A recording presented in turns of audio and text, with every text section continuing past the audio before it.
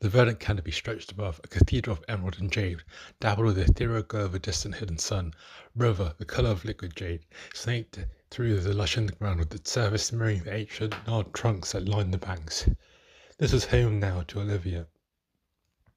At home she had sculpted from solitude and ingenuity, a testament to a life lived far from the canopy of civilizations, both human and alien.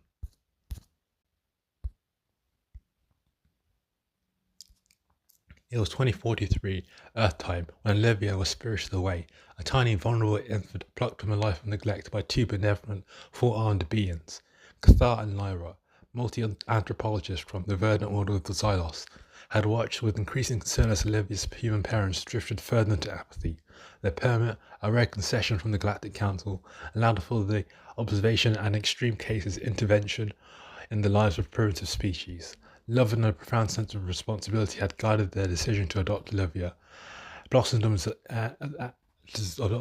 she blossomed on Xylos. Surrounded by the gentle humming cadence of civilization that valued knowledge and harmony of all else, she grew into a bright, independent, and fiercely insightful young woman. Her two arms, a stark contrast to the full, graceful limbs of her adopted parents, never hindered her. She learned to adapt, to innovate, and to see solutions where others only saw obstacles. Her brilliance shone brightest when she delved into the intricacies of Xylosian technology, particularly the shimmering, elegant form of a Generation 7 FDL starship. As her 18th birthday approaches, a restless yearning consumed her. She yearned for the stars, for the unlocked void, for the thrill of piloting a vessel through the cosmic tapestry. Cathar and Lyra watched her with a mixture of pride and apprehension. They had taught her everything. She had every secret of the FTL drive, but the control panels of a Gen 7 were designed for 4 hands, not 2. They worried. A quiet, gnawing fear settled in their multi-joined hearts. The eve of her 18th birthday, the Xylosian moons, twin emeralds in the indigo sky, cast along dancing shadows along the iridescent architecture of the city, while Cathar and Lyra attended a tedious council meeting. Olivia, her heart a frantic drum against her ribs, made her move. She meticulously studied the blueprints, practiced holographic controls countless times. She knew she could do it. A rented Gen 7, sleek and silent, awaited her in the private hangar. The initial jump was exhilarating, a symphony of light and but impossible speed. But the complex, nuanced movements required for sustained FDL travel proved her undoing. Her two hands, however dexterous, struggled to keep pace with the multi-dimensional vectors and intricate pressure points designed for fall. A jolt, a sickening lurch. The stars outside the viewport smeared into a temporary, elongated blur. Alarm shriek, a cacophony of digital distress. The ship, once a marvel of intergalactic travel, became a metal coffin, hurtling towards an unknown fate. She awoke to a dull thud, the acrid smell of burnt wiring, and the pervasive silence of a dead engine. The viewport showed a stark, rust-coloured landscape, punctuated by jagged volcanic peaks. A Mars-like desolation. A Gen 7 was now a glorified Generation 2R FDL, barely capable of short, sluggish jumps to nearby, less hostile worlds. Repair was impossible. She was stranded, with only the barest hope of finding a habitable haven. Days bled into weeks, weeks into months. She hopped from barren rock to barren rock, a hope dwindling until each failed scan for life, until one cycle, a flicker of green, a faint, almost imperceptible shimmer on the scanner. She landed the jolt, the last reserves of her power almost spent. What greeted her was breathtaking. The image of it would forever be seared into her memory. A primeval forest, impossibly vibrant, unlike anything she had ever seen on Xylos. Towering trees, their barks a mosaic of moss and lichen, soared skyward, their leaves a symphony of greens, from the deepest emerald to the brightest lime.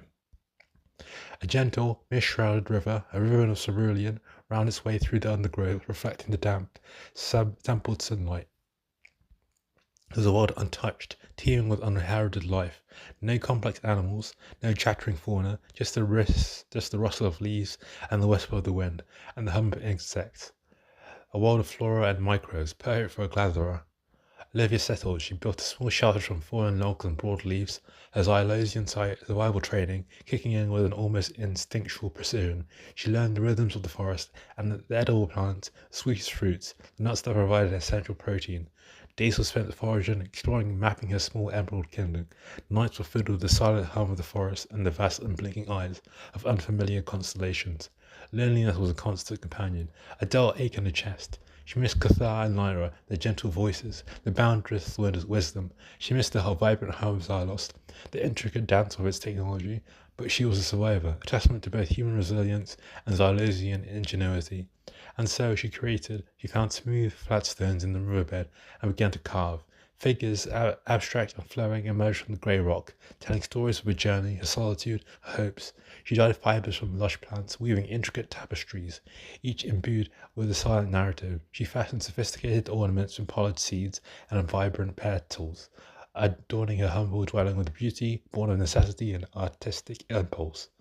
Her art became a language, her culture, a vibrant testament to a single human life unfolding in an alien Eden. She lived to 70 on that planet, a quiet, solitary queen of a virgin wilderness. Her hands, once symbols of her perceived inadequacy, now the instruments of her extraordinary legacy.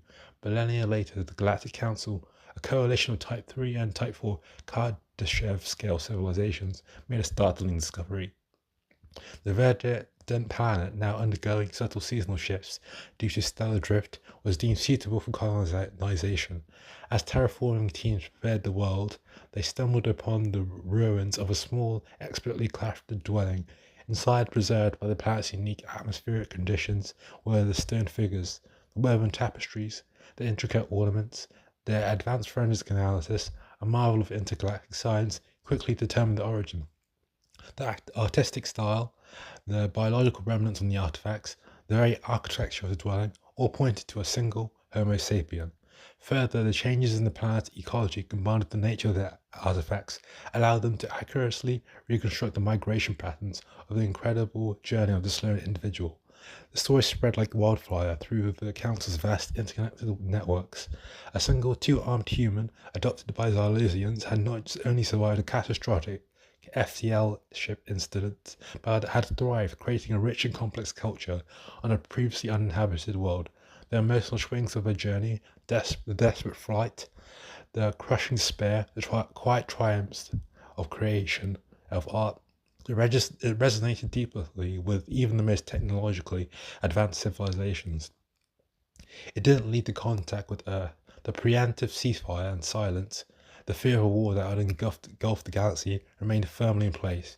But Olivia's story, the tale of the solitary artist who sculpted life from solitude and an alien wilderness, became a legend. Her art, her resilience, her very existence served a poignant reminder to the Galactic Council of the unexpected beauty and profound depth that could emerge from even the most fragile of beings, a testament to the unyielding spirit of life itself. Her name, whispered across countless stars, became synonymous with the extraordinary power of the individual, a beacon in the vast, silent cosmos.